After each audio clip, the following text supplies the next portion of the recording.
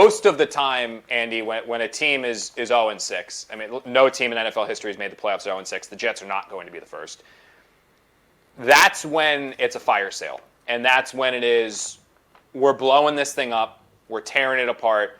Anyone who wants our guys, come and get them. We'll trade you for the pick, the highest bidder. You guys get them, and we're good. That's what they do.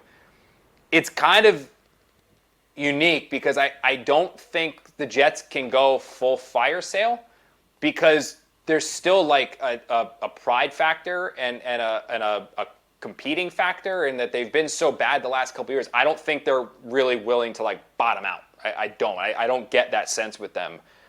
With that said, there are players that teams are calling on. So I made a handful of calls over the last probably week or so, especially the last 24, 48 hours, just to kind of give an idea of what I've been hearing from NFL sources. Teams are calling the Jets on Breece Hall. Teams are calling the Jets on Jermaine Johnson. I heard teams have called on Will McDonald. Quinnen Williams is somebody that there are people around the NFL that believe that he is available. There's, from what I've heard for some people, Quinnen's a very passionate player, and Quinnen's a guy who's been here for a very long time and is very sick of losing. I think he's somebody that might welcome a change if the package was right, but the Jets aren't going to give him away. Like, that would be a substantial offer. Michael Carter, the corner, and Alan Lazard as well. As far as just specifically the value that I have heard tied to these players, to give fans just a general idea of what front office sources across the NFL believe they could get for these guys. Breece Hall, who tweeted out free 20 last night. Andy, I don't know if you saw that one. That was quite just something to show up on Instagram. Breece Hall. Didn't you say last week? Yeah. So I'm gonna tell you what I heard these players could fetch, and you tell me if you would do it if you're the Jets. Does that sound like a fun game to play? Yeah. So I'll tell you. I mean, right? it's gonna depend on who we get rid of. If I'm willing to get rid of other guys, but yeah.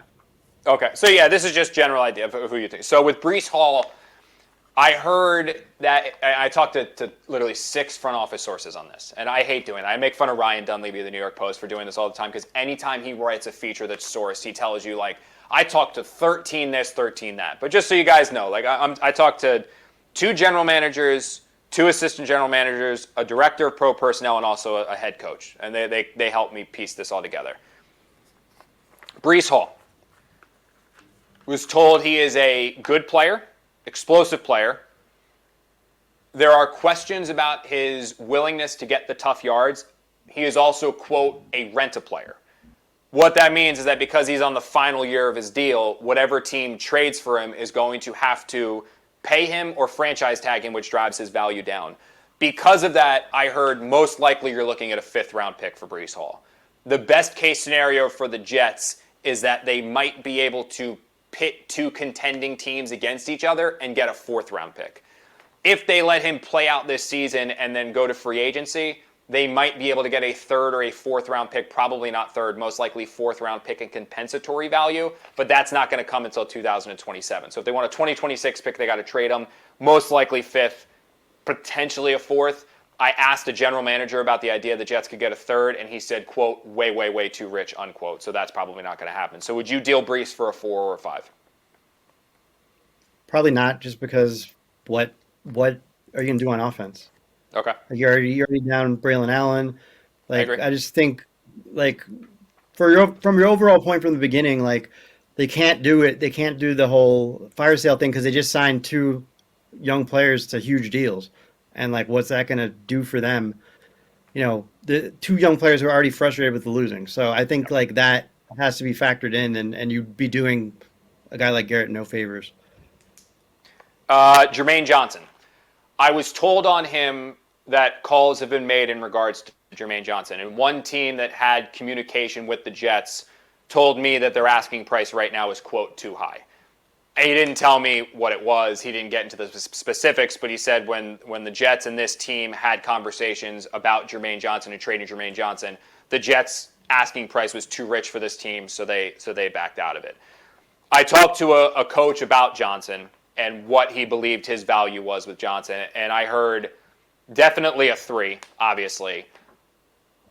The Jets, quote, probably could get a 2, because there is team control on Johnson. Now, they're not going to get a first-round pick because this is a guy that was already dealing with an injury and missed time this year, coming off the Achilles injury last year, but he has team control, the fifth-year option of next year. He's been a Pro Bowl player. He's a leader within the locker room. Good pass rusher. I don't think a great pass rusher. Good pass rusher. Very good run stuffer edge. I mean, he's a 10-year starter in the NFL at defensive end. They might be able to get a 2, probably a 3. Would you deal Johnson for either of those 2? I think if it got up to a 2, you'd have to seriously consider it. But I agree.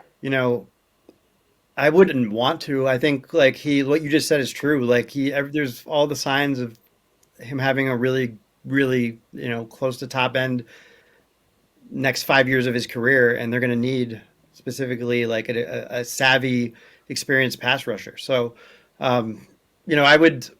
There's other guys I would trade, who would fetch more value before him. But if you're getting down to it and you can't part ways with anybody, and you're getting a second, I could see it happening. But yeah, I would make that a last resort if I were in charge.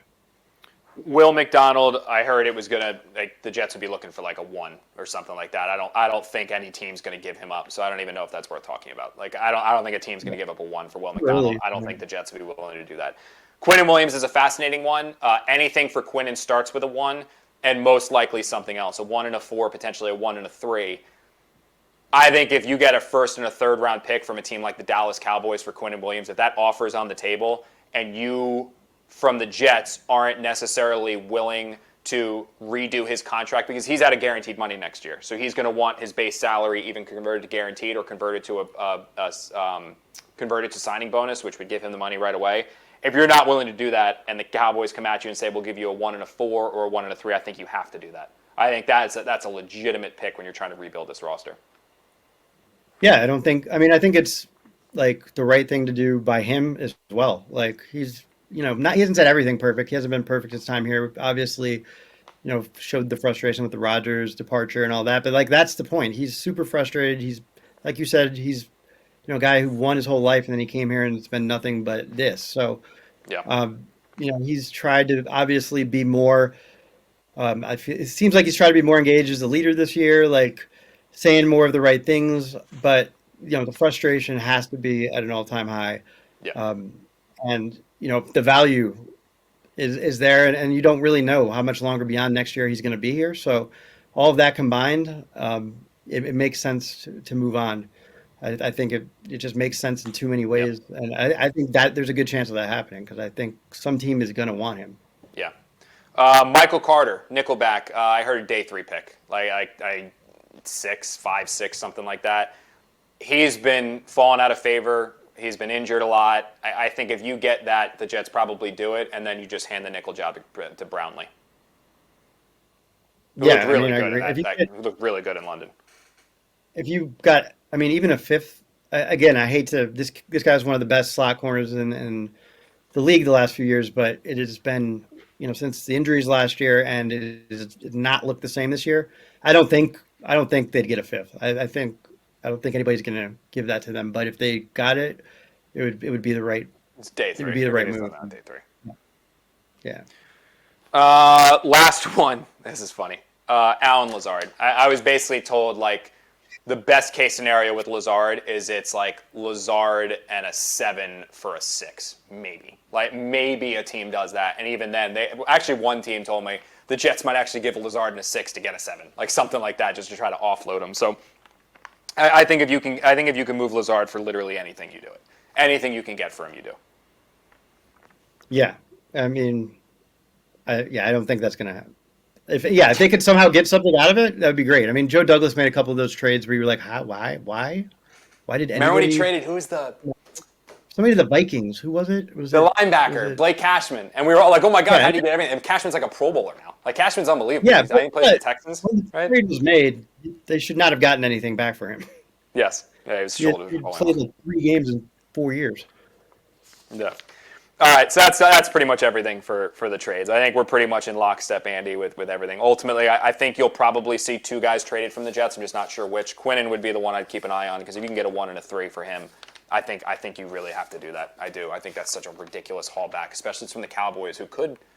I don't know. They're a weird team with their wins and losses. They just lost to the Panthers.